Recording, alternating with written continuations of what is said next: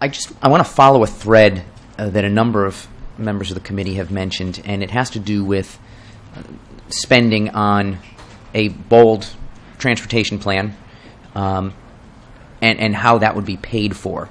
A few members have asked about whether or not we should outline the means we would use to pay for those projects at the same time that we roll those projects out.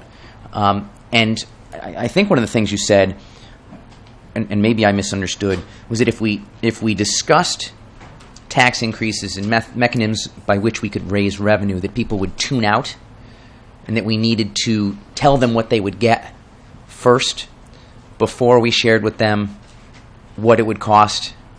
Did I misunderstand you? I guess that's a fair summary of what I said, yes. I do think, though, that we're only giving people one side of the coin, and for folks to really determine whether or not they support something, they have to know how it's going to impact them in some way, shape, or form. And I can appreciate that there are multiple ways to raise revenue to pay for a project. I get that. I understand it. But we got to give folks some sort of picture of what that's going to look like, because we do want people to be able to say, I support this construction or I don't. I support these projects or I don't. And maybe the reason why they don't is because of what mechanism by which we are going to have them pay for it.